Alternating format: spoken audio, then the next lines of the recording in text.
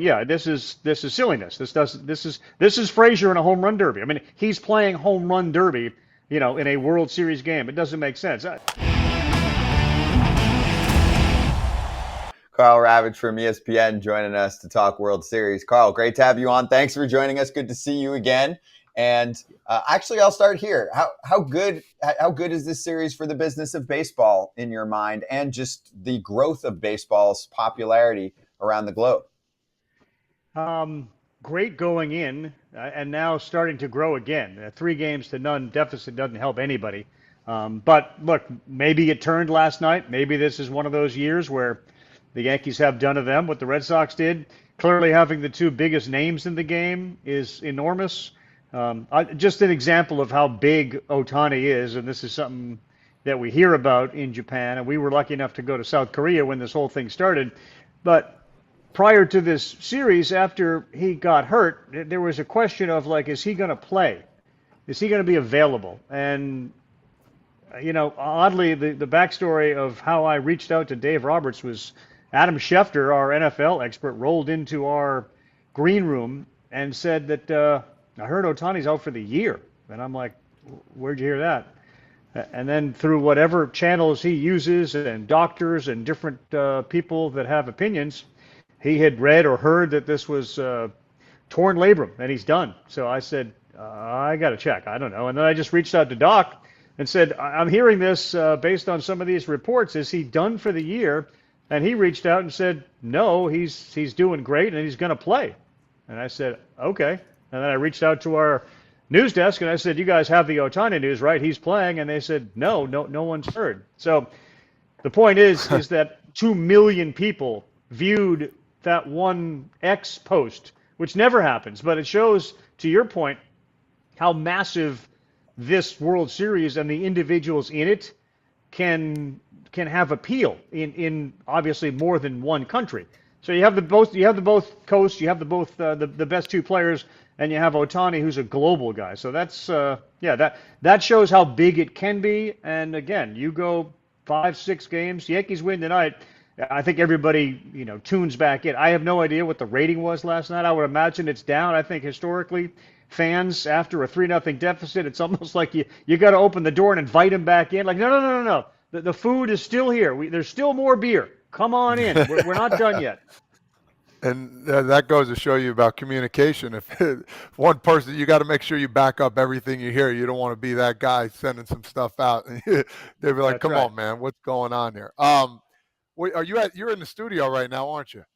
Yeah, we got a couple of big baseball tonight shows. One's at 5, one's at 7. Your Ooh. guy, what's the count? 2 and 2. Tim Kirk's And that's here what I as was well. going to say.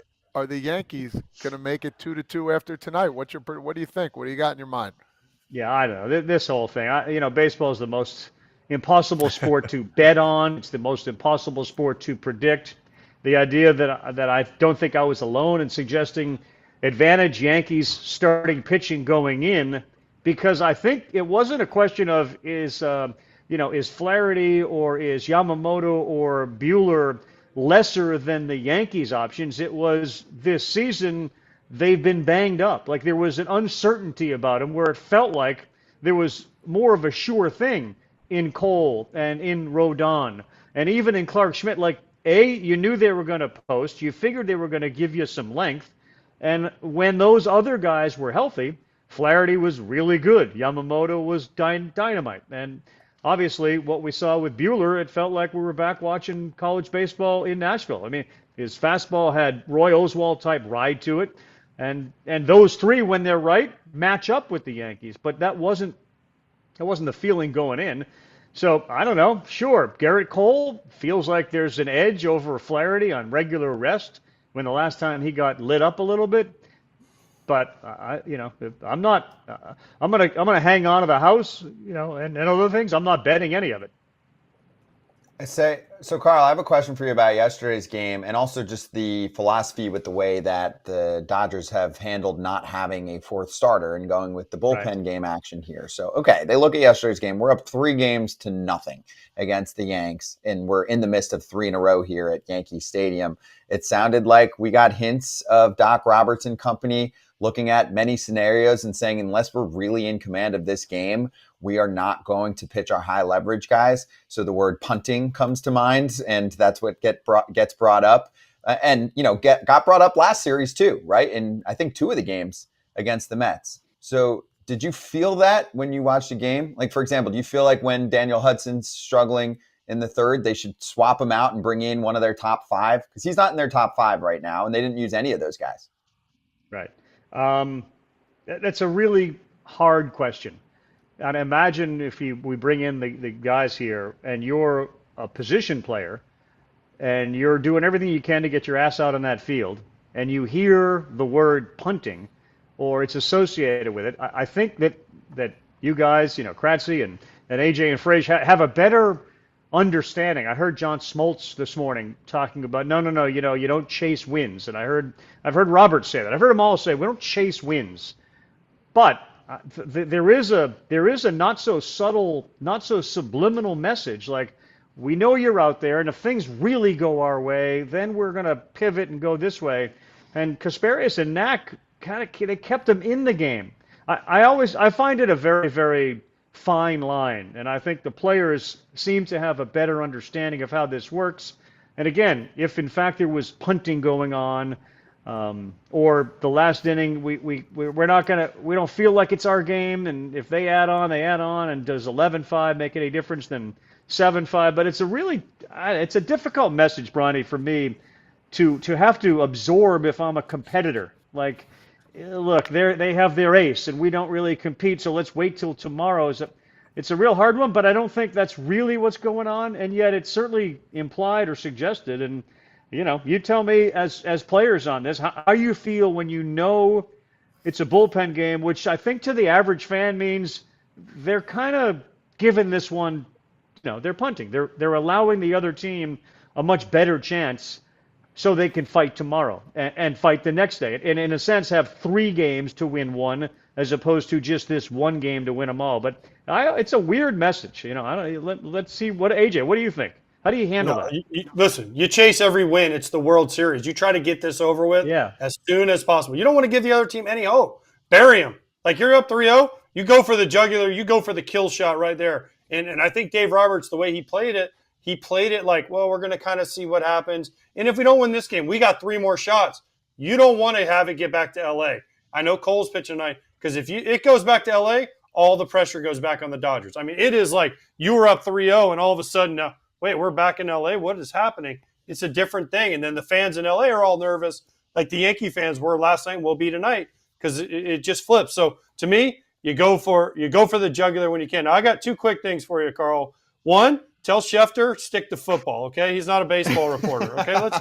You got your little niche over there at ESPN, okay? It's a pretty good niche, too, by the way. He's got a good niche. It's a pretty good niche, yeah. You don't need to be cross-pollinating, okay? Let's not cross-pollinate. It'd be like you going over there and calling an NFL Monday night game and telling Joe Buck to hit the bricks, right? Let's let Tim Kirchin pass, and we'll handle baseball, okay, Adam? You stick to football. Now, the other thing is, you were talking about betting earlier.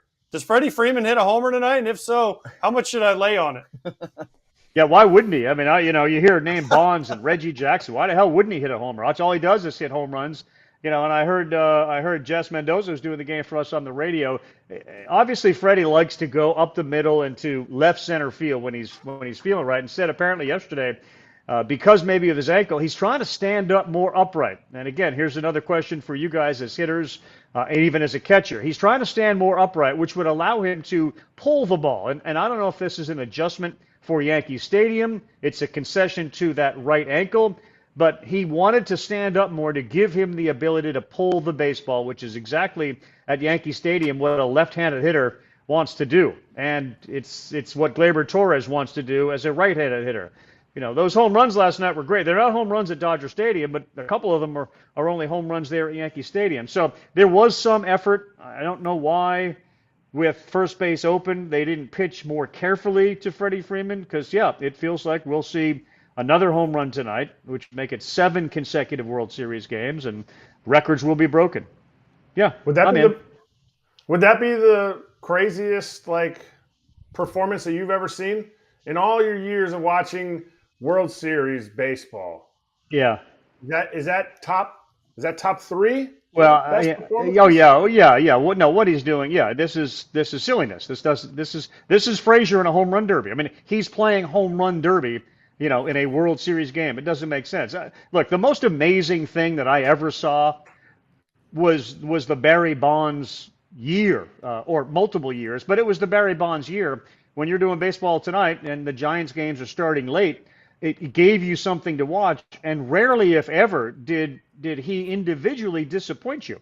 And that's what I think I fell back on watching the Soto at bat in Cleveland with all the foul balls. Ultimately, you're sucking the pitcher to throw a baseball in a place that this guy's going to be able to do damage, and then he did damage.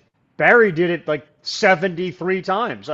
That was just mind blowing that this can happen, because every professional athlete who ever played baseball, relative to their own sport, will tell you the hardest thing in sports is hitting a baseball. And it gets harder and harder now with the pitchers and the specialty and the bullpen.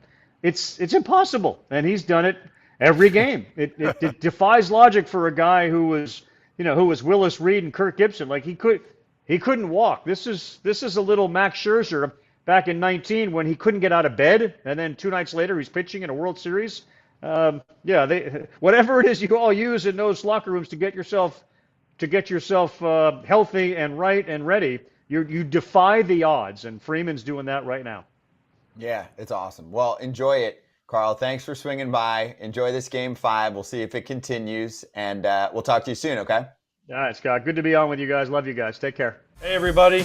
Be sure to like and subscribe for more content. We're back here every weekday, all year long, so do not miss an episode. The videos are coming in all day. Here's another video you might enjoy.